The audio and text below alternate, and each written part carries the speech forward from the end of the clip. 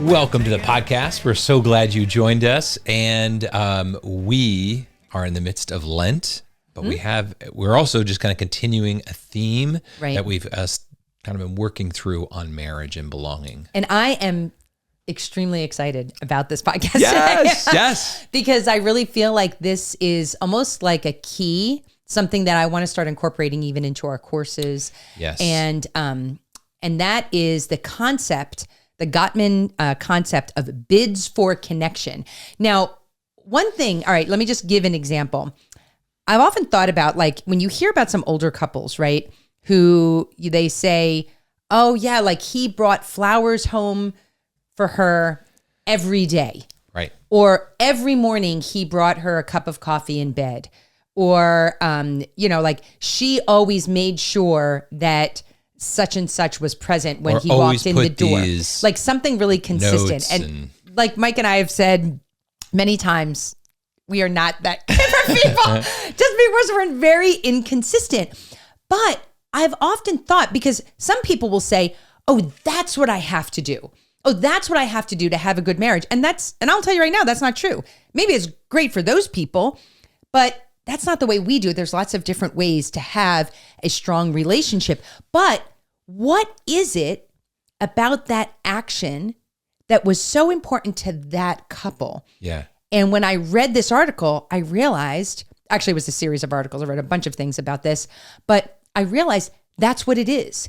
It was that husband's way of making a gesture, a request for connection, or it's that wife's way of asking for connection every day in that consistent way. And I realized, I was like, we do that too every day. Yes. But we don't do it in that way. We do it in different ways. And that's the key right there, is that there is, and again, we said this, Alicia said this, but it's the Gottman Institute is a research-based institute. We've mentioned them before. I would say they're kind of the gold standard in relationship research and insight.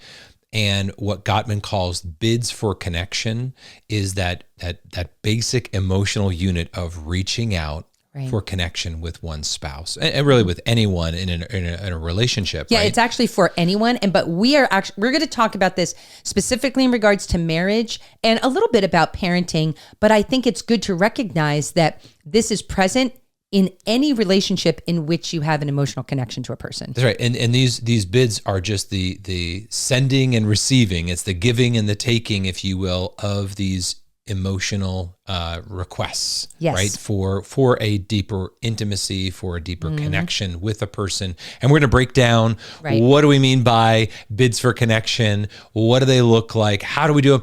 Whatever I've been struggling with it, because this is so fundamental to all that we do. This is absolutely fundamental. Okay, yes. But before we get into that, we have an exciting special date night we'd like to invite you to, which everybody needs to come. Yeah, everybody has to come. And this is good for anybody who's married. So this is an opportunity for you to invite friends to join us. We have Father John Ricardo, who is a phenomenal preacher and priest and pastor and leader, as well as Mary Guilfoyle, who works with him. They do a podcast together. They do a podcast. You were born for this.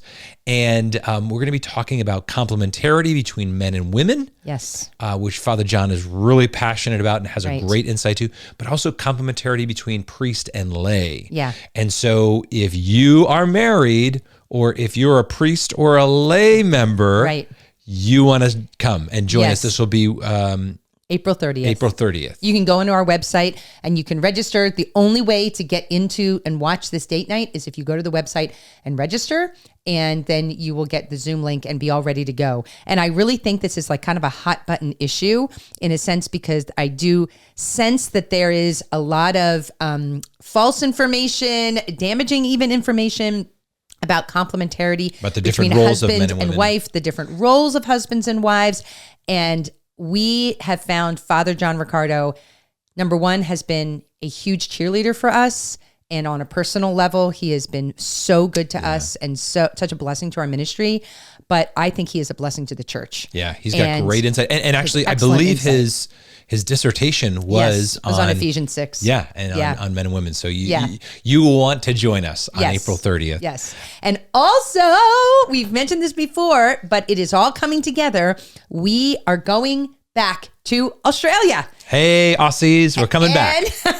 And we are also adding on New Zealand. So the last time we went to Australia, our Kiwis or our New Zealanders New Zealanders were like, how about you got to include us next time? So we have, if you go into our website again, we'll have a page for our Aussie New Zealand tour and all of the dates and places to register and all of that are on there. It's going to be in May. We're going to be in Australia for 3 weeks in May and New Zealand.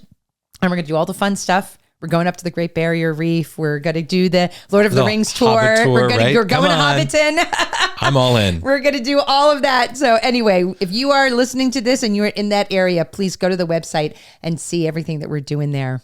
And lastly, just as a kind of follow-up for this topic, we created a guide on communication, which we think would be, it fit perfectly with this conversation about how to grow in your communication in your marriage. So if this is something you're like, hey, I want to go deeper in, this is a great tool. And you can go to messyfamilyproject.org for any of the things we already talked about, as well as this. This is under guides. And the Australia tour is under events, and Father John Mercado is under our date nights. Yeah. Okay. All right. So start us off here, Alicia, because I am very excited for this topic. I know you are as well. So as we said, bids for connection are defined as a fundamental unit of emotional connection. And the reason I think this is so important is because in all of our talks on marriage, we talk about the need to be constantly growing in our emotional and physical intimacy with our spouse. Right. And the question is, which I've never really thought about, is for someone who says, how do I get started with that? Yeah. Like, how do I build emotional vulnerability and intimacy? Exactly. Because if it's so important, okay, what's the first step? Yeah, what do I do? And I feel like this is the DIY guide. Yeah, it really is. Because I think that we usually say, okay, your daily connection, daily, weekly, annual connection, right? You got to make time for each other. But this kind of like makes it even more fundamental. And so when we say, okay, that daily connection, what does that look like? What are we talking about? And what we're going to do right now is kind of like Mike said before, lay that out. But basically, these are small, repeated moments over time, again and again and again. And they are so very important. So these can be these can be big gestures, or they can be small gestures. They can be verbal, they can be nonverbal, they can be sexual, they can be, non-sexual. They can be simply an expression, and a question, a touch on the hand. They can be funny or serious. They're all different ways that we reach out to our spouse, to another person, but specifically in this podcast, your spouse, to connect with them in a small way. And that's really it. What you just said there. A bid is I'm reaching out. Will you reach back? Will you receive me? And those bids, you kind of mentioned it could be a lot of different things. It could be even just a little bit of, in a modern way, just a little meme, a funny meme that I send you. Yeah, or a GIF or something. Yeah. Or is it GIF or GIF or what? But it could be just a physical, putting a hand on your shoulder, or a tug at your sleeve, or hey, take a look at this, or see what I have done. Or it could even just be that at the end of your day, you look over and your spouse just sighs, and that sigh is a bid for connection. It is. It's some of them are fully intentional, and some of them are just natural, if you will. And when we were talking about this, I realized, and Mike brought up, he said wearing certain clothes. Yeah, that's true. And I thought that is so true, because if we're getting ready to go out on a date or something, and I'm looking in my closet of like, do I just wear the t-shirt and jeans that I'm wearing right now? And sometimes that happens. Or do I dress up, And when I do that, that's a bid, because it really is. It's my way of saying, are you going to notice me? Yes. Are you going to say, oh, you look so great? You do look so great. Oh, you. Or I don't know if men always dress up, but maybe a little bit. A little bit. No, because I always say, do I look bad? Do I, is this acceptable? Out, do I look bad? Yeah.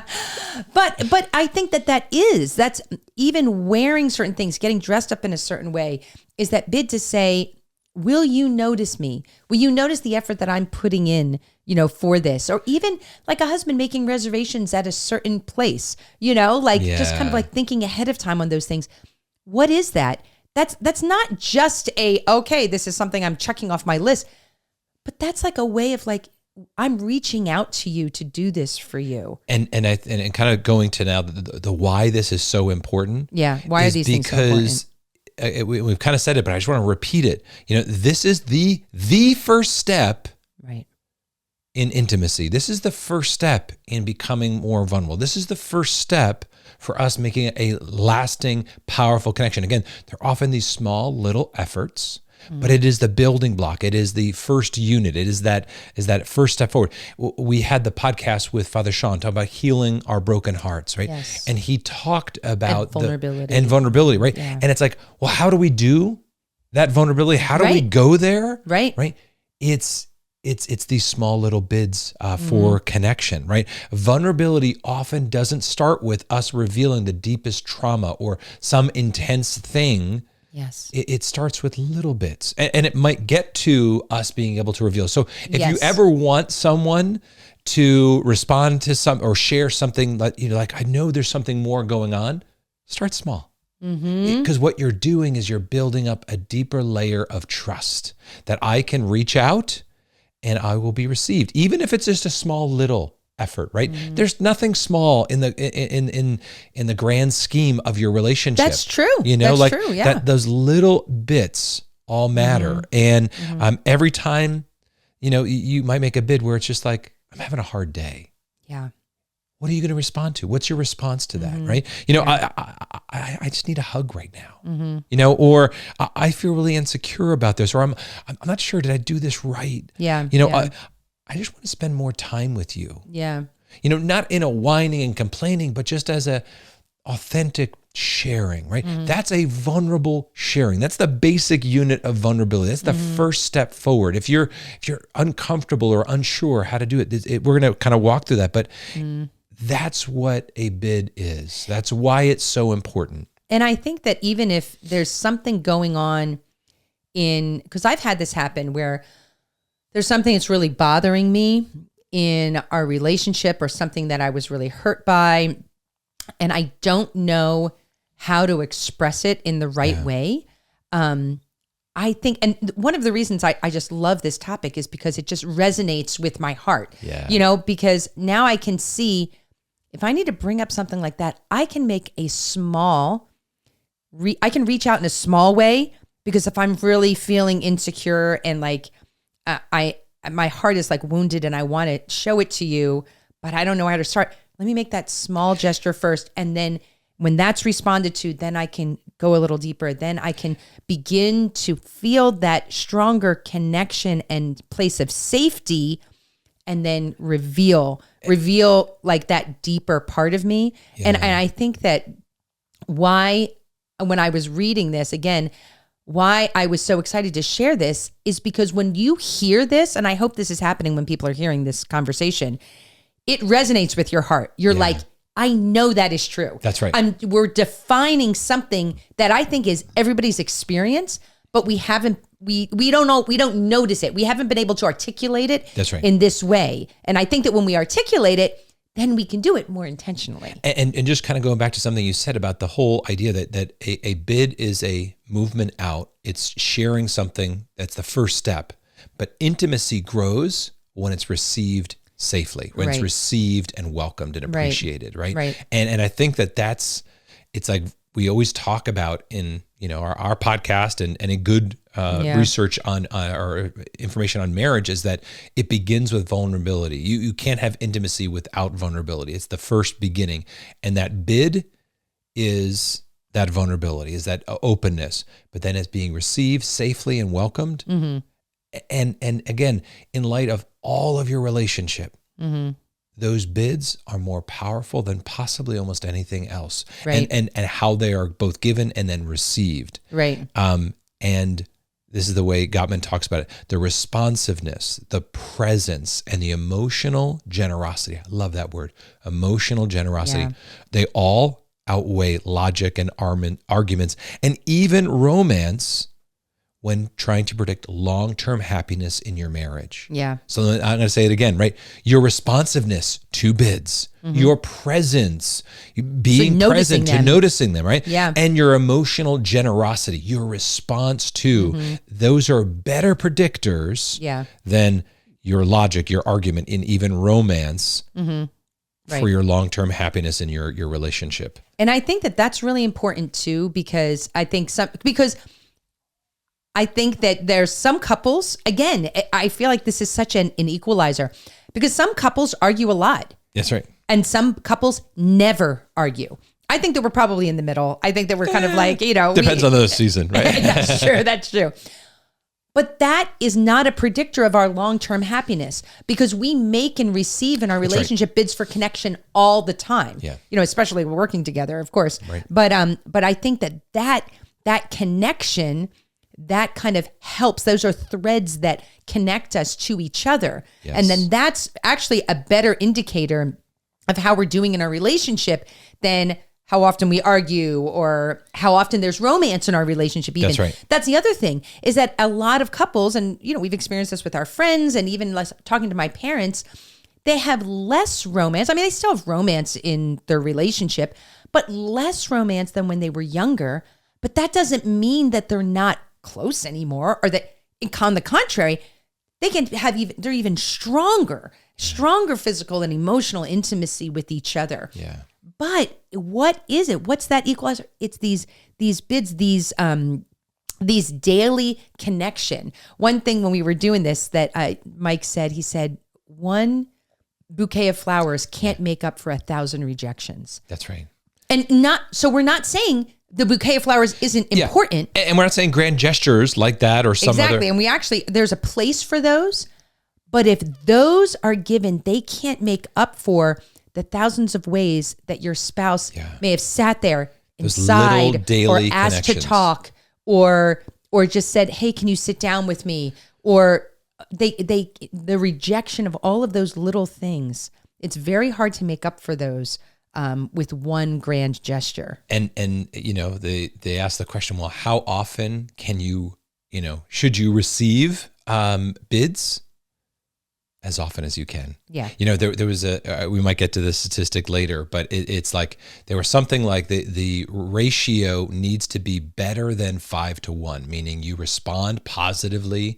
Oh, I didn't see that. There was one, I didn't copy it down, but basically you want to be in the 80+ percentile of responding to the bids of your spouse. Right. And that's, again, if you want a better sex life, if you want a more vibrant and passionate relationship, if you want a stronger, stable, life-giving marriage, then you need to pay attention to the daily investment and being that emotionally generous with your spouse. And what I like about this too is that it's something you actually have control over. Yeah, right? So true. You can control, how am I going to start paying attention to my spouse in the small ways they are reaching out for connection? And how am I going to reach out to connect with them? So this is the one of the statistics that I found is that as Gottman was observing of these thousands of couples in his love lab. Yeah, I was going to say, I'm sorry, but I didn't want to cut you off, but I did. Sorry, I'm not trying to cut off your bid for communication. But I love that he has a love lab. I'm sorry. That's the Gottman. That's where they do their research with couples. They call it the love lab. And I think that's great. So he found that those people that are masters of relationship respond to bids 86% of the time. Now, I think it's important to note that it's not 100% of the time. That's right. Okay. So it's like, you're not a failure, but 86% of the time they notice and respond to those bids for connection, where those marriages, those relationships that wound up not lasting, they only turned towards them 33% of the time. So I guess the message here is that none of us are perfect in accepting and responding to a partner's bids or making a bid. But what is important is that, like you were saying, that like 5-to-1 ratio, that you are noticing and doing the best you can to notice and to respond to, and then also to give those connection. And because we want you to be a master. We because again, when you were engaged, you were like in high school, and then you went to college, and but now we want you to get to the master's level. Okay, that's right. So all right, so let's talk about real quick what happens. Why is this so important? So we said why they're so important. What happens when bids are denied? Yeah. What happens when there's the responses, or first, you can turn towards the bid, which we kind of have been talking about that, why that's important. You can also miss it. Yeah. You can also just be distracted and not clueless, notice, distracted, and that happens, right? But then also you can turn against it. When someone says, "Hey, can you just sit down? Can you sit down with me?" to say, "Why are you always bothering me? I don't have time for that. I'm too busy right now." And that could be a response to a child or a spouse, right? But when that happens, right? When I make a bid of connection to somebody and that is rejected, missed, or even worse, rejected, I think. Ignored. People really subconsciously, and again, a lot of this is subconscious, you kind of keep track, right? And I think that builds a lot of frustration, because you're like, hey, I'm really trying in this relationship, and my efforts are not really working. And again, this so resonates with my heart, because if that happens over and over again, then small things start to get bigger and bigger and bigger. Yeah. And see, this is when you have, one little thing happens, like, a wife puts down a dish for dinner and a husband says, "Oh, we're having this again." And she just blows up, and freaks out and why? It's not because of that. It wasn't about that. It was because all of her bids for connection had been rejected before that. Yeah. And it's like, and I think that we all kind of like know this instinctively. And I think also, conversely, not only may she be starting to respond in that like negative way, but then she or whoever spouse is having bids denied over time, she can then start to get more aggressive and start to get more critical and start to kind of see things through dark colored glasses. That's right. And start to interpret motivations. I do that. I've done that. When I feel distant and not close to you, then all of a sudden, if you do something, I start ascribing motives to you that are really not fair. And just to put it into like kind of a song example, we're in this music league, Alicia and I, with our anybody our out there do members, music league, anyway. Or I'm in 2 different leagues right now. Both of us are constantly on Spotify. Not to distract too much, but it's like a fantasy football league, but for song choices. Anyway, but Cats in the Cradle, came up the song, right? And it's What's that story? What's that song about? Yeah, the song, it's a father and son, right? And the son was making bids for connection when the father was just too distracted. Right. And his son kept getting rejected and rejected and rejected. And so then later, when the dad was reaching out with bids of connection to return, the son was like, "No, you didn't have time for me." I mean, he's maybe not doing. "Oh, I'm just busy. There's a distance. I've learned from you." Now, again, that's a parent and child, and we teach our kids. Yeah. Is it safe to bid for connection to dad? Yes. Is my dad, is work more important? Yeah. Is he? Am I going to be ignored? Am I going to be ignored when he comes home? Is he going to get annoyed with me when I say, "Is he going to be looking at his phone? Yeah. Is he distracted and not aware?" Even in those, there's overt bids for connection, as in that song, or there are subtle ones where, like, we talk about the sigh. Like, what if your spouse? What if your kid? Yeah, that really struck me when I was reading that. I was like, that's so true. Yeah. Anyway, but all of those bids for connections that are rejected, they leave a wound. Yeah. And again, some of us are walking around thinking, well, maybe our parents didn't give us that, or our family of origin, right? And there's plenty of counselors who could tell you story after story of how that wounds somebody. Yeah. And so maybe you came into your marriage with that, right? You know, that lack of attachment, right? Secure attachment. Yeah. And you have a reticence to be vulnerable yourself. We get that, right? But let's first be aware of what that does to us is that it forces an emotional distance between spouses. Right. You know? And when you stop making bids, right? When you stop altogether, like you're not even trying, that's really a warning sign. Yeah. Because that means like you're like two ships passing in the night here. Yeah. You are just functioning as maybe just teammates, like purely logistical partners in running your family, not really even trying to connect. And so if you're looking at your spouse and you're like, they're not even making any bids for connection, whoa, you got to really pay attention to that. All right. Let's talk about it. So the next area we're trying to kind of unpack is the types of bids. And we're just going to put them in two broad categories, the verbal and the nonverbal, right? Because again, as we talked about with just this has to do with all relationships. We're focusing in on this podcast, obviously on marriage, but they come in all of our relationships. And the verbal ones are, how was your day? Like looking for a response. And sometimes, you know, I'm looking for something deeper from my kids and I don't always get it, but it's a bid. It's a bid for connection. And they know that there's an investment being made. And just before you go to the next one, I just want to say the reason that we're giving these examples is because we want you to notice them. Yeah. We want you to sit here, listen to these and think, have I heard these words from my kids, from a friend, from my spouse? Right. And how am I responding to that? Yeah. Because how was your day? The answer is just fine. You know, okay, that's going to feel like a rejection. Right. And there could be better ways to phrase that to get what you're looking for in that bid. True. But that's a whole other, we'll talk about that a little bit later. But another bid for connection that's a verbal one is, I'm tired, right? I'm proud of something I did. I'm excited, you know, about something and I want to share, right? Or something as simple as, can we talk? You know, it doesn't have to be something negative. And it could be you are calling and you say, I miss you. And we even said that to each other, just like in the house. Yeah. You know, when like times when we're like really, really busy, you know, like we've texted that to each other, just like, I miss you, even though we sleep in the same bed every night. Yeah. Like you can still feel that way. That's right. You know, and again, these are a vulnerability based communication on some level. It's revealing something about me. It's opening up and saying, I'm looking for something. You know, a bid for connection could also just be an expression of gratitude. Hey, thanks for the great meal, right? I'm throwing the ball. I really appreciate that you took care of that. You know, that was really helpful or something like that.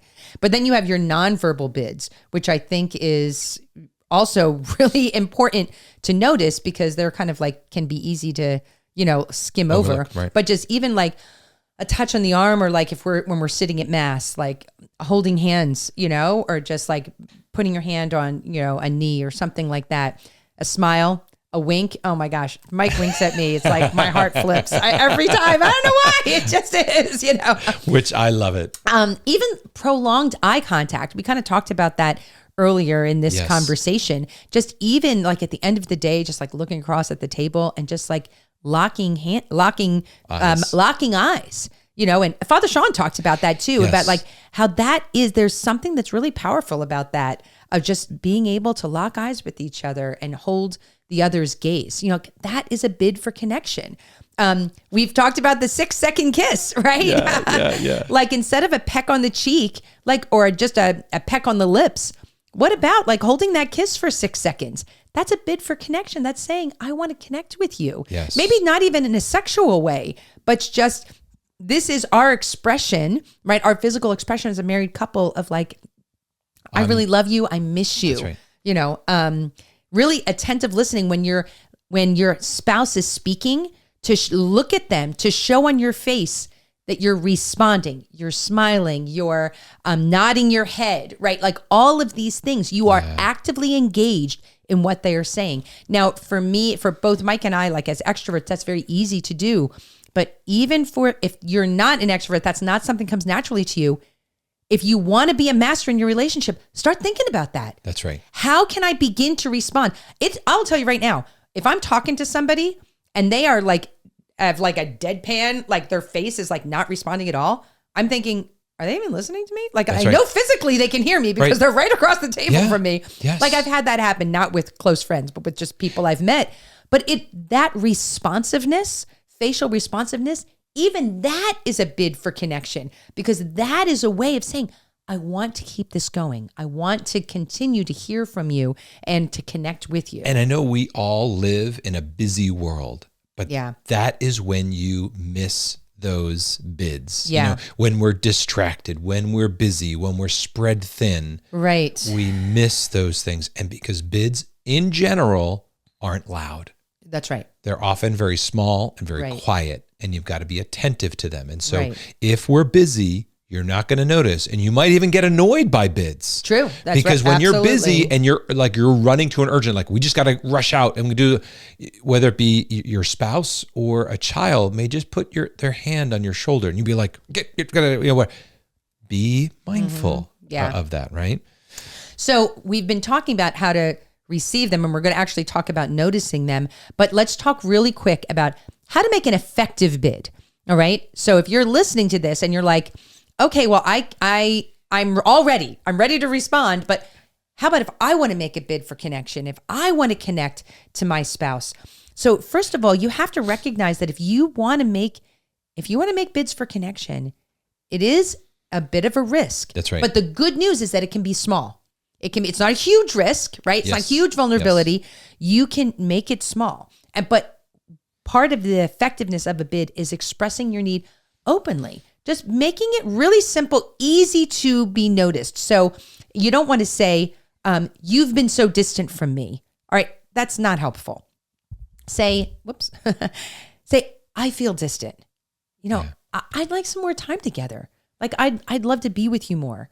Or, hey, can you come and sit down with me a minute? So I am saying, hey, these are things that I need. And it's okay to express your needs. Yeah, and kind of correlating with that is expressing your need without blame.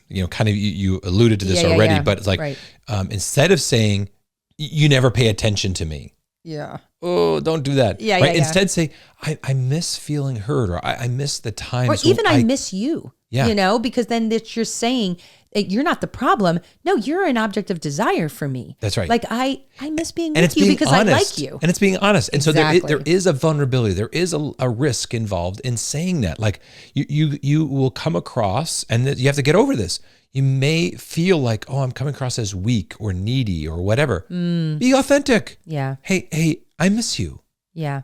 And I'm okay. I be okay with that. Mm-hmm. Be okay, and do it without the blame, which comes obviously a lot from the I statements. And it's okay too. It's a good thing to be specific because see, if you're making bids sometimes and they're not received in the way you want, you have to think, okay, how can I do this more effectively? Yeah. You should take that in and just really think about that, right? And so maybe if you're saying, hey, can we spend time together? And you're not really getting an effective response, the response that you're looking for, or like, oh, that's not going to work because I have to do this, I have to do that. Get specific. Hey, can we have dinner tonight? Or can we have dinner tonight and not have any screens involved? That's right. Or, hey, could we have dinner alone tonight? Like maybe without the kids, maybe you want to put the kids to bed and you have a late dinner together, something along that. Or, hey, can I just give you a hug? Or can I get a hug? Like asking for those. Maybe the touch on the arm or the like squeezing the hand isn't being received in the right way because your spouse isn't noticing that. Then just say, hey, can we hold hands as we're walking? Hey, can I sit closer to you? Or hey, come over and sit next to me. Yeah, even better, right? Yeah. Another thing that we should do is create rituals and even signals. Yeah. And again, just to kind of unpack rituals. Ritual, I think, is the easiest way to phrase it, is that it is a routine that is elevated almost to a sacred level based upon its meaning and its connection to relationship and things that are much more important, right? Yeah. And so a ritual might be a night, maybe a ritual might be the coffee and wine. that you begin your day together and then you end your day together. And it gives you the space to say, hey, I might be busy today, but I know I've got times where I'm checking in, I'm connecting with you. It might be as part of that, like we're going to build in one, and they've done studies on this, right? The 6-second kiss. Like if you build that in and say, we're going to do that every day or every time before we go on a date, or what are those kind of routines that you elevate with deeper meaning and purpose? You know what? One thing I think of is that when you were working outside the home, and you would come in the door, the first thing Mike would do would be to come to me and give me a hug and give me a kiss, and we would embrace as soon as he walked in the door. Like that was something that we did part of the day. every single time. And I remember seeing my parents do that. Yeah. Like my dad would not greet the kids before he greeted my mom. That's right. And so that's that looks like a very simple thing, but that's a very solid ritual. That's a bid for connection, and that's effective. And again, I know many people, again, we will get to the gestures later, but that might be part of it too. There might be some gesture that you do, whether it be getting the flowers, or those could all be, again, bids, but make it part of something that you're doing on a regular basis. Okay. There's like signals too. Oh yeah. A code word for I need connection. All right. Let me just say, I had this one couple. They're so funny. They were going through, this is kind of unusual, but it worked for them. When they had little kids, they were going through a super rough patch, and they were in therapy and all of that. In their marriage. And in their marriage. And every time they would get into a fight or something, behind their kids' back, they would give each other the finger. They would just flip the bird at their spouse, but it would make them both laugh. It would make them laugh every time, especially because they were sneaking behind their kids so their kids wouldn't see them. But for them, it was a really I remember when they told us that, and I'm like, okay, if that works for you. But it just even makes you laugh just like thinking about it. But it was a bid for connection. It was saying, hey, even if we're in this disagreement right now, I'm reaching out to make you laugh. That's funny. I didn't think you were going to bring that in, but I know the example you're talking about. Yes. What were you thinking of? Well, no, I think I was thinking of whiskey. No, but safe word. But if you know, you know. Whiskey is our safe word. No, it's not for us. Anyway, but like a little word that you might use and say, hey, let's find the time to connect, just to talk for even just a little bit, just to have a moment alone. And again, that could be, again, it doesn't have to even be a word. It could just be, I need a hug right now. Do you know what? That could be just a simple request, right? To combine, make those rituals and combine that ritual or that signal with the last little tip is using modern bids. Maybe it's an emoji. That when you're feeling distant from each other, I'm going to text him this certain emoji. This is our signal that I'm struggling right now, and it's a reaching out. But I really love that in the articles I was reading that they included the ideas of modern bids, because in the past people would put notes, in lunches and stuff.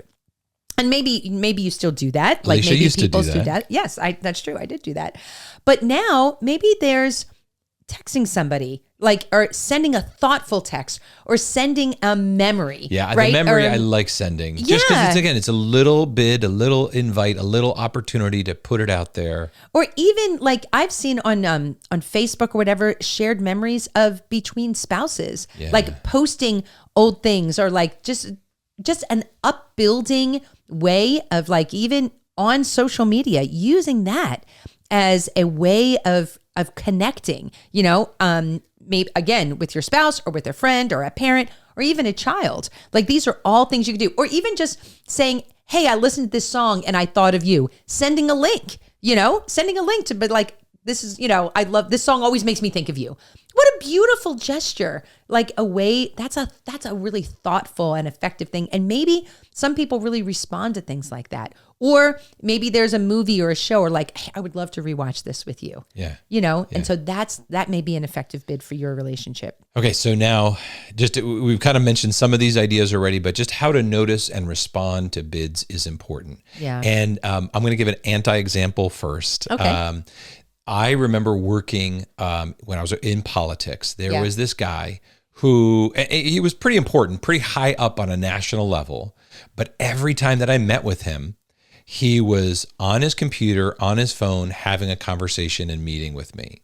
And every time I felt like I am so insignificant. And for sure. And I also thought, and he's a jerk. Sure. and both of those were probably true.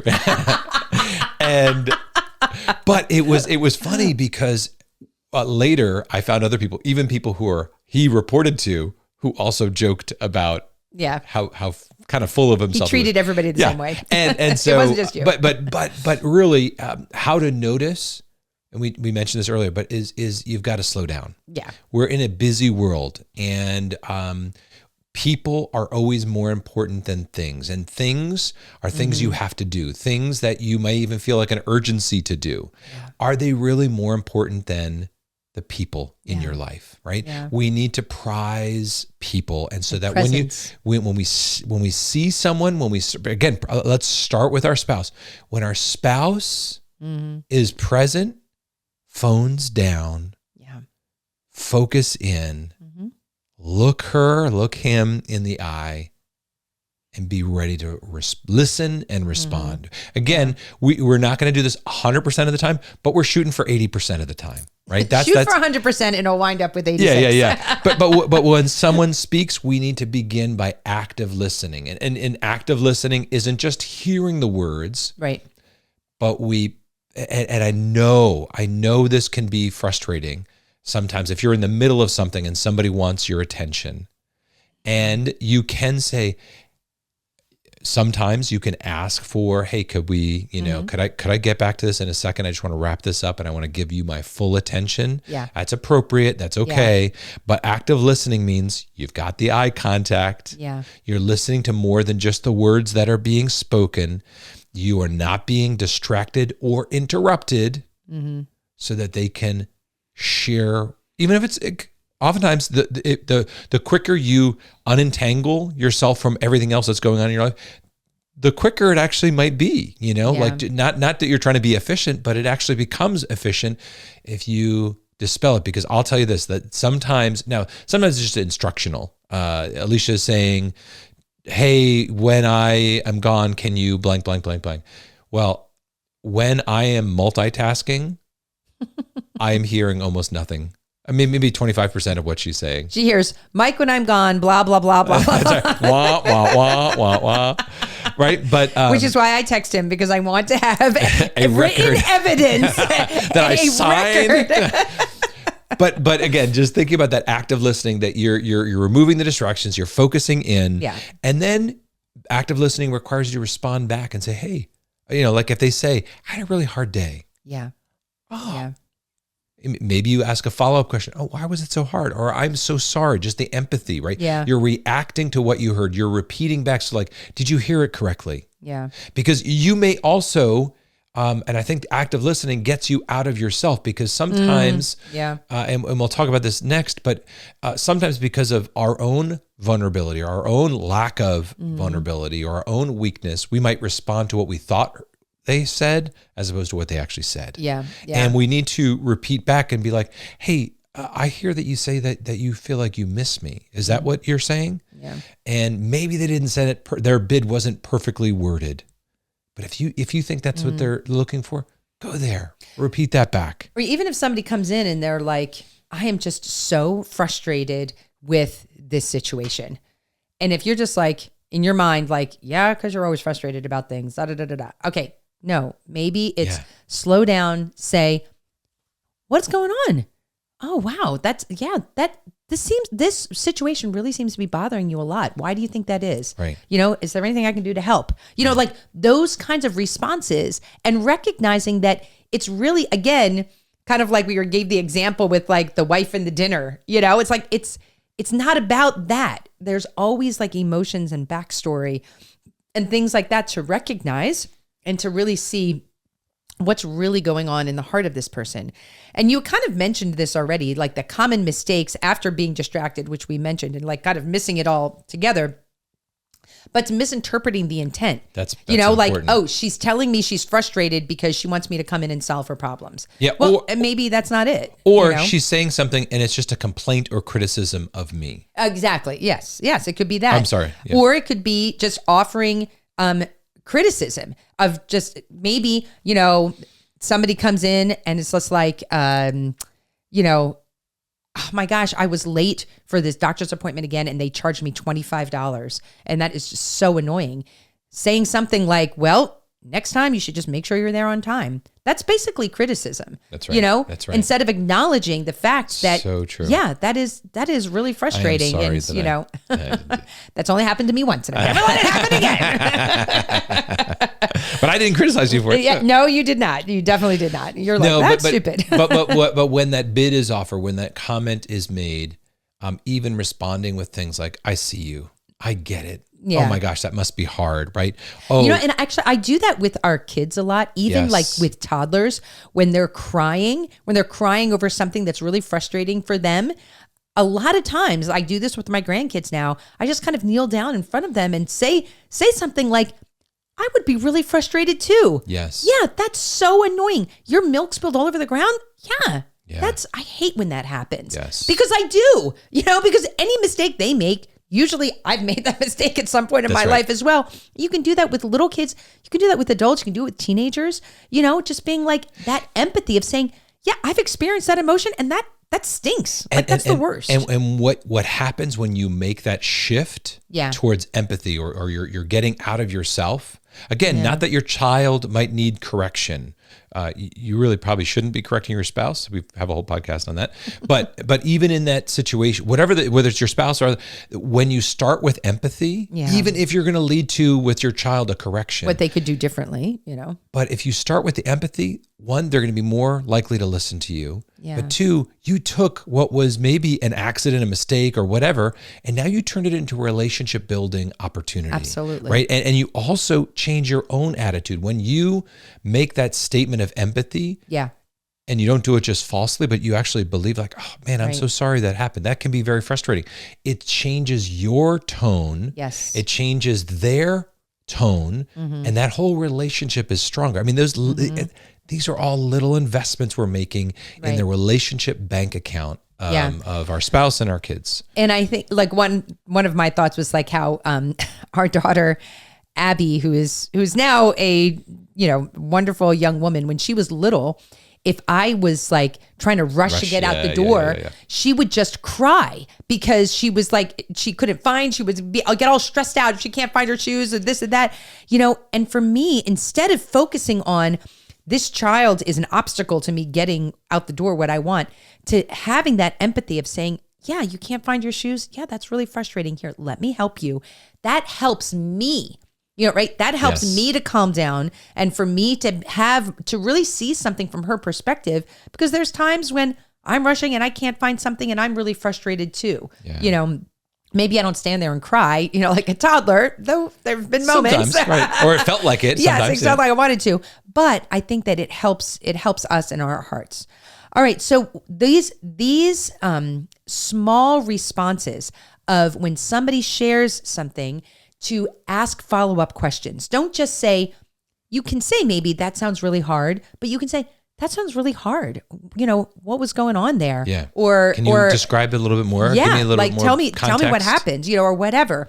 But then just asking those follow-up questions and really, really engaging. Or even when somebody reaches out, somebody even reaches out with a joke or something funny or a little story, instead of just like maybe liking their message or just being like, that's amazing, maybe you go a little further. Maybe that's their way of bidding for connection. Yeah, maybe you respond a little bit more, right? And you could say, hey, I remember when this happened to me and here's a likewise, or you can send them a meme right back or something along those lines. But you can always respond and to kind of keep things going, recognizing this is someone's way of reaching out.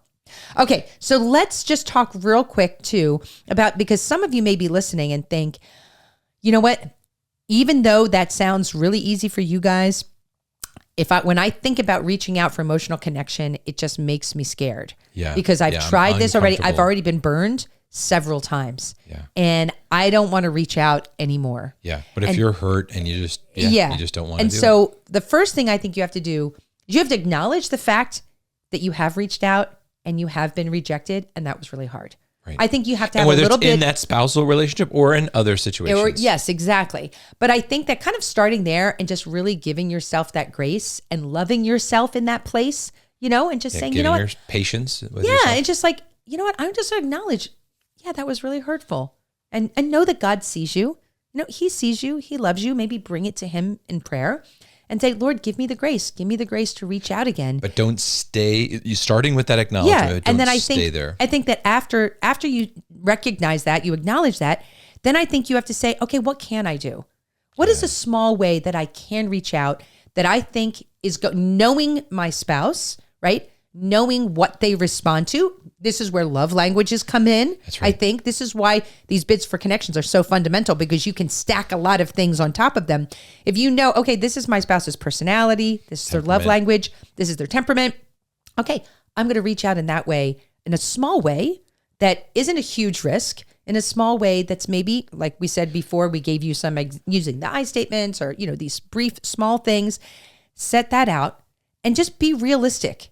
Be realistic about your expectations. You know what? I'm not going to expect that they're going to be saying, oh no, I know how much you love me. Let's live up, whatever. Hey, think about them and say, okay, I'm going to just try in this small way. And this is my expectation that's realistic. So a lot of times we get disappointed when we have incorrect or unrealistic expectations. And if you are stepping out, kind of continue on this, celebrate when you do try, when you make an attempt. Know that any attempt is a good attempt, even if it's imperfect. Yeah. But kind of the correlated to that is that use every attempt, even if it fails, even if you're rejected, as a learning opportunity. Definitely. There is no failure if you really look at it and say, okay, I want to be curious. Why did I react that way? Why did they react that way? Yes. Be curious, learn from that experience so you can say, okay, how can I be more effective in my marriage, in making bids for connections, and overcome some of my fears or anxiety about being more vulnerable with my spouse. Yeah. Because that is important. Now, there are some times where when you either are making bids or receiving bids, where there is past trauma or unresolved pain that is a bigger block to these connections, right? To these bids for connections.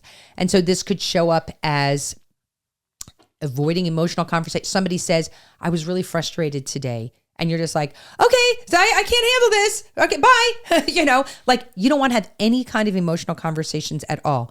Right. Even, there's something there. Or even intellectualizing your feelings, being kind of like Mr. Spock. Oh, well, I must be feeling like that because my parents did this, or because I shouldn't be feeling that way. Totally. Oh, it's sinful for me to feel this way. Oh, it's wrong for me to feel this way. So I'm going to push those feelings aside. No. Or instead of your spouse makes that bid for connection and then you respond with sarcasm, or you respond by rejecting them, or you always respond with criticism. Because you're probably doing it as protection. Exactly. Or you shut down. So all of those are ways of I am putting up a wall. Right. Maybe it's not even because of your spouse. Maybe it's because of something else in your life.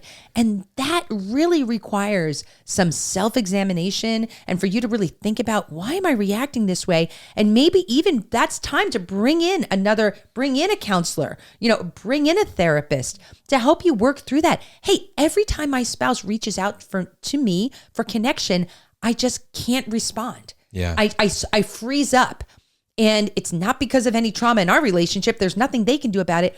Why is that? It's really, really important, and it's worth going into. Yeah, and I'd add to that, again, go back and listen to the podcast we had with Father Sean Monahan. Totally, about healing broken hearts. So if you're seeing it and you don't think it's actually coming from this relationship, that your marriage, if it's something prior or outside of that, I think it would be great to go through a process of healing. And again, that whole course that Father Sean is offering is offered for free.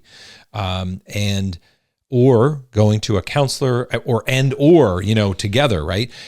But don't settle. That's what we're trying to say. We're saying totally. If you hit a roadblock, if you feel, let's be curious about it first, grow in that, try on your own to really invest in more free, authentic, being yourself, being authentic without forcing and blaming your spouse, right? And making yourself emotionally available and generous with your spouse. All right. So just to kind of put a little nuance on bids for connection, we've talked about them being small, really simple things, but you know what?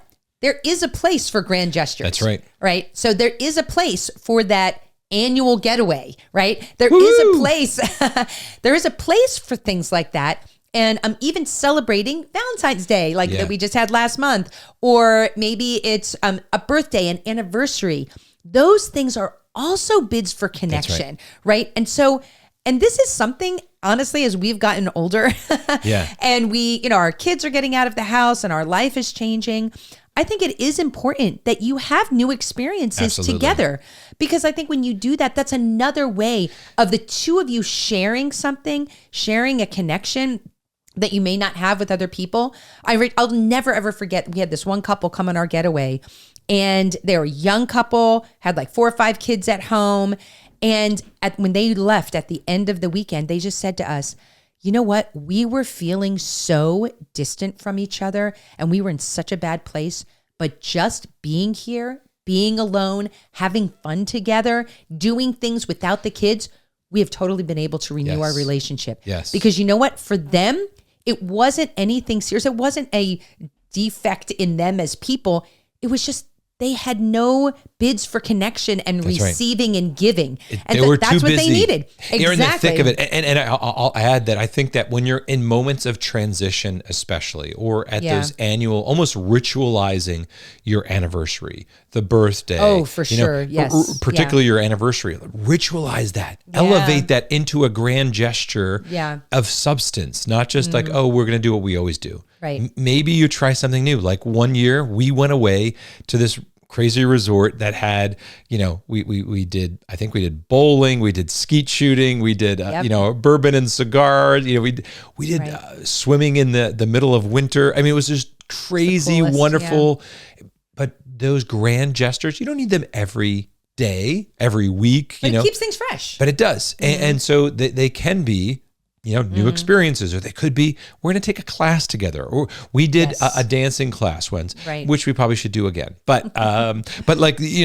doing something that is out of the ordinary, or whether it be a gift for the other, or ideally something you do together. So as we're going to wrap this up, we just want to emphasize to you that this is a skill. This is something that you can grow in as a couple. That's right. If you are listening to this with your spouse, not just something you can, it's something you must do. Yeah, that's true.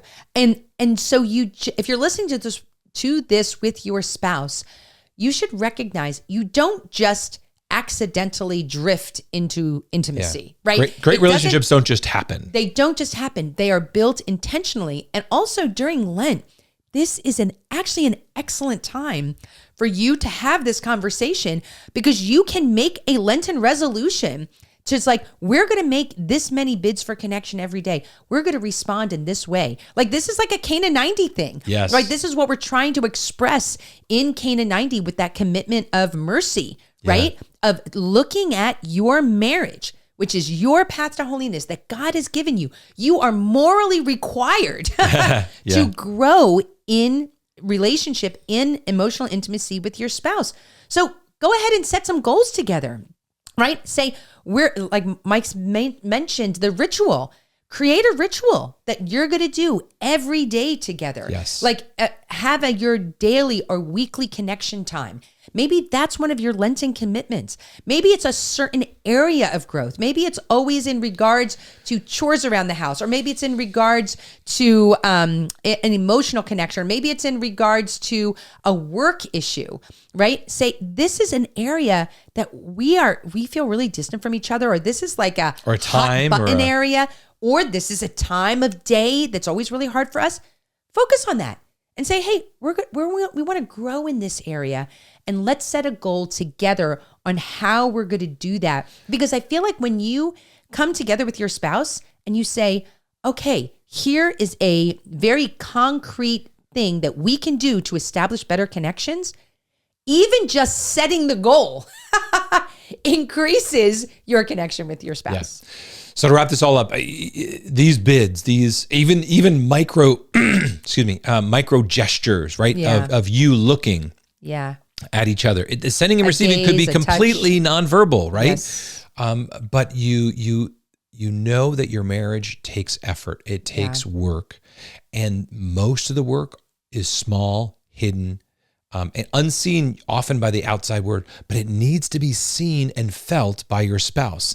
We all know love is not a feeling, right? But love is an action towards movement, towards unity, movement towards intimacy, movement and a bid for that emotional consistency, or like of creating an environment where, because we will all still offend our spouse. We all will step on each other's toes. We all even may reject certain levels. So try to be overabundant in your sending and receiving, because it's not sufficient just to receive. Like, hey, I'm going to be noticing. No, it's everybody wants to be sought after as well as received well, right? And those really require us to get out of ourselves, to be alert and invest in those. And I think that when you start doing this with your spouse, you're going to automatically then start doing this with your kids and doing it with other people, because it's so important that we notice others, that we turn towards others, that we practice that vulnerability. That's how intimacy grows. All right, because we are at 1 hour here, I think that we're just going to skip the key takeaways and couple discussion questions, but they're listed below. We'll put them in the show notes there. Yeah, and really take advantage of the links to the articles that we have and our guides to communication, because this is such a very, very important skill. Yeah. So hopefully you enjoyed today. And if you do, we'd love to have your review and maybe even sharing it with a friend or sharing it with your spouse. Yeah. And let's maybe close in a brief prayer. Yeah. In the name of the Father and the Son and the Holy Spirit. Amen. Lord, this is our bid for connection with you. We're placing ourselves in your presence right now, all the couples that are listening, all the individuals that are listening. Lord, we need you more in our life. Give us the courage to be vulnerable with our spouse. Give us the time and the space to see and know and love our spouse in a new way. Allow our marriages to be stronger because we set aside time. Give us that gift. Bless all the marriages and all the families connected with the Messy Family Project. In your name, take care of all things that are needed for our health and our holiness. In your name we pray. Amen. Father, Son, and Holy Spirit. Amen. And again, may the Lord bless you and keep you.